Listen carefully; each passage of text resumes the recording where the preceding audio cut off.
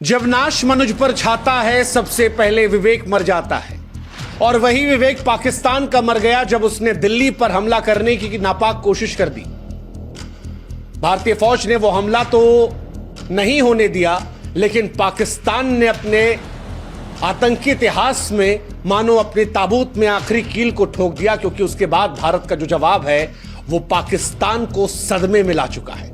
पूरा पाकिस्तान खौफ में है।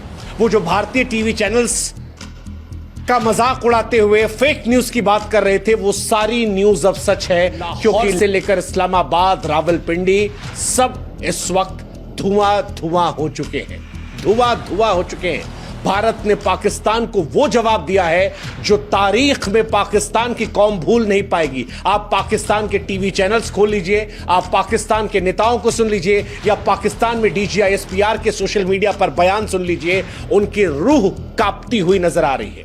चेहरे की उड़ी हुई हवाइयां इस बात को बता रही हैं कि पूरा पाकिस्तान कांप रहा है उस नापाक ख्याल से जो उसने दिल्ली पर हमला करने की सोच ली।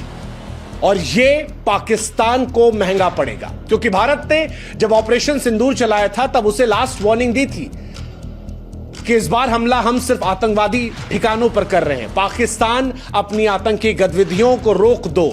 अगर भारत के खिलाफ साजिशों को नहीं रोकोगे तो अंजाम इतना भयावह होगा कि सदियों तक उस त्रासदी के जख्म से उभर नहीं पाओगे। पाकिस्तान नहीं माना। पहले जम्मू, पंजाब, राजस्थान में ड्रोन से आतंकवादी हमला करके हिंदुस्तान के सब्र की कोशिश की, और उसके बाद आधी रात को भारत की राजधानी दिल्ली पर मिसाइल और ड्रोन से हमला करने की नापाक और कभी ना माफ करने वाली यह हमला ताबूत में आखिरी कील था, क्योंकि इसके बाद भारत ने जो कुछ किया वो पाकिस्तान को डरा रहा है। भारत के विश्वस्तरीय एयर डिफेंस सिस्टम ने हरियाणा के सिरसा में पाकिस्तान के अटैक को नाकाम कर दिया, लेकिन इसके थोड़ी देर बाद भारत ने जो जवाबी कार्रवाई की है वो पाकिस्तान की फौज के मनोबल को चूर चूर कर दी है। दुनिया को भारत की सैन्य ताकत, तकनीकी श्रेष्ठता दिखा दी है। इस्लामाबाद से लेकर लाहौर, लाहौर से लेकर रावलपिंडी और पंजाब में घुसकर भारत ने ऐसी सर्जिकल स्ट्राइक की है कि पाकिस्तान के DGISPR लेफ्टिनेंट जनरल अहमद शरीफ चौधरी रात को 4 बजे प्रेस कॉन्फ्रेंस करने आए। और अगर आधी रात को प्रेस कॉन्फ्रेंस करने कोई आ रहा है तो आप समझ सकते हैं कि घाव बड़ा गहरा रहा। लोगों ने उनकी शक्ल देखकर कहा कि इनको डायपर दे दीजिए, क्योंकि आंसू जो थे वो चेहरे पर आ नहीं रहे थे, लेकिन आत्मा उनकी रो रही थी।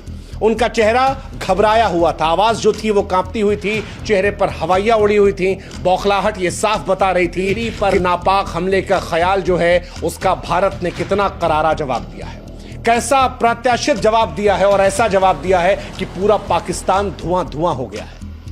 वो जो 10-12 घंटे पहले सोशल मीडिया पर अपनी पीठ ठोक रहे थे, अब कांपती जबान से, डर से सिकुड़े चेहरे और मनोबल के साथ हार का मातम मना रहे थे।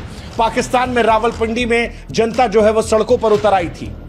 नेता सोशल मीडिया पर बकवास कर रहे थे, टीवी चैनल में एंकर्स जो हैं वो मरने मारने की बात कर रहे थे, लेकिन उस वक्त भी उनकी जबान जो है लड़खड़ा रही थी।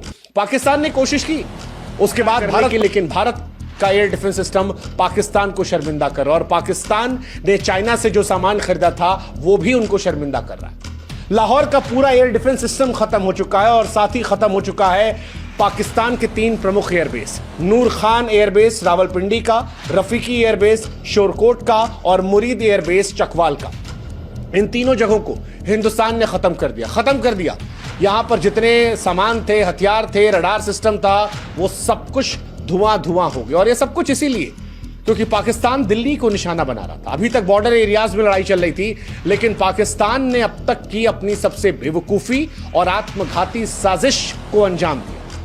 दिल्ली पर आप ड्रोन से अटैक करेंगे, बैलिस्टिक मिसाइल दगाएंगे दिल्ली पर, जहां संसद है, रक्षा मंत्रालय है, अहम जगह है। क्या मकसद था दिल्ली पर हमला करने का? भारत को नुकसान पहुंचाना, दुनिया में बदनामी, नागरिकों में दहशत फैलाना। खबर तो यहां तक है कि कुछ चीन और आतंकी संगठनों ने मिलकर चाल चली थी। हालांकि इसको लेकर जांच पड़ताल जो है वो चल रही है, कितना सच कितना फसाना वो पता लग जाएगा। लेकिन पाकिस्तान ने दिल्ली को निशाना बनाकर भारत की संप्रभुता को जब ललकारने की कोशिश की, लाखों जिंदगियों को खतरे में डालने की कोशिश की, तो यह भारत की उस लाल रेखा को पार करने जैसा था जो भारत नहीं सहने वाला था। भारत ने इसके बाद पाकिस्तान को तबाह कर दिया। भारत ने इस बार जो जवाब दिया है उसने पाकिस्तान को शर्मसार किया है। लेकिन सिरसा में जो हुआ वो भारत के लिए खतरनाक हो सकता था अगर भारत का एयर डिफेंस सिस्टम स्ट्रांग नहीं होता, क्योंकि आधी रात के अंधेरे में आसमान चमक रहा था, धमाकों की आवाजें आ रही थी, मलबा गिरता दिखा, सोशल मीडिया पर लोग हैरान थे। ये तो भारत के देसी मिसाइल सिस्टम की ताकत थी कि सब कुछ काबू में रहा। भारत की सैन्य शक्ति ने भारत के लोगों को सुरक्षित रखा, लेकिन पाकिस्तान की करतूत ने बताया कि वो शांति का दुश्मन है।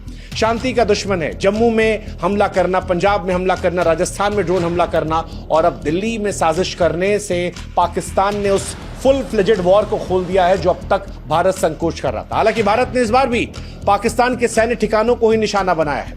अभी भी भारत मानो संदेश दे रहा है कि तुम्हारे लोगों पर हम हमला नहीं कर रहे। अभी भी हमने जो तुम्हें बर्बाद किया है वो तुम्हारी फौज के इलाकों को बर्बाद किया है जो जंग में जायज है। लेकिन पाकिस्तान ने जो दिल्ली में हमला करने की कोशिश की थी वो नाजायज थी, पाकिस्तान की तरह। और उसी की वजह से भारत का जवाब ऐसा था कि जब सोशल मीडिया पर वीडियोस आए तो सारे एयरबेस धुआं धुआं थे, आग की लपटें आसमान छू रही थीं, स्थानीय लोग डरे सहमे थे।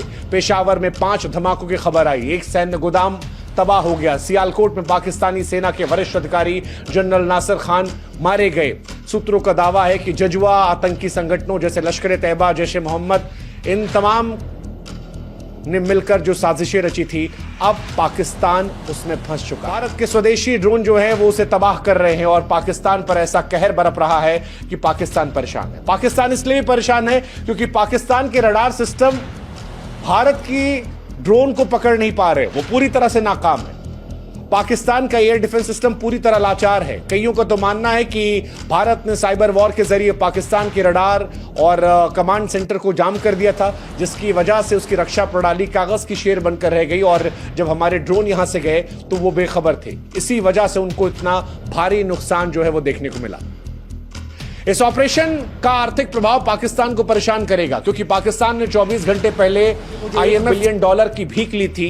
अब ऐसा लग रहा है कि भारत ने उससे कहीं ज्यादा इनको नुकसान पहुंचा दिया। जो नुकसान भारत ने इनको दिया है वो शायद 2-3 बिलियन डॉलर से होगा। तो पाकिस्तान जो भिखमंगों की तरह मांगने गया था, जितना मांगा उससे ज्यादा फिलहाल नुकसान में है। लेकिन भारत का पाकिस्तान पर हमला, एयरबेस पर हमला, यह स्पष्ट करना था कि भारत के नागरिकों की तरफ अगर पाकिस्तान देखेगा तो फिर पाकिस्तान की नापाक सोच को मिट्टी में मिला दिया जाएगा। भारत अपनी संप्रभुता को लेकर बहुत स्पष्ट है। भारत दुनिया को बता रहा है कि न सिर्फ अपनी रक्षा करने में सक्षम है, बल्कि अगर दुश्मन हिमाकत करेगा, अगर दायरा पार करेगा, वो लाल रेखा से आगे बढ़ेगा, तो फिर हिंदुस्तान जो है वो उसे घर में घुसकर मारेगा। और पाकिस्तान डरी हुई है। पाकिस्तान के डर को आप ऐसे भी समझ लीजिए कि DGISPR जो है वो रात को 4 बजे जब आए तो बकवास करने लगे। वो भारत में लोगों को आपस में लड़ाने की कोशिश करने में आ गए। वो सिख समुदाय को लेकर झूठ बोलने लगे कि भारत ने पंजाब में सिखों को निशाना बनाने के लिए बैलिस्टिक मिसाइल दागी। इतना घटिया, बचकाना, हास्यास्पद दावा था कि लोग इस पर क्या करें। भारत के जो एयर चीफ मार्शल हैं वो अमरप्रीत साहब है, वो एक प्राउड सिख है। भारतीय वायुसेना को वो रिप्रेजेंट कर रहे हैं। भारत का सिख समुदाय कितनी बार पाकिस्तान को ठोक चुका है, कुत्ता बना चुका है।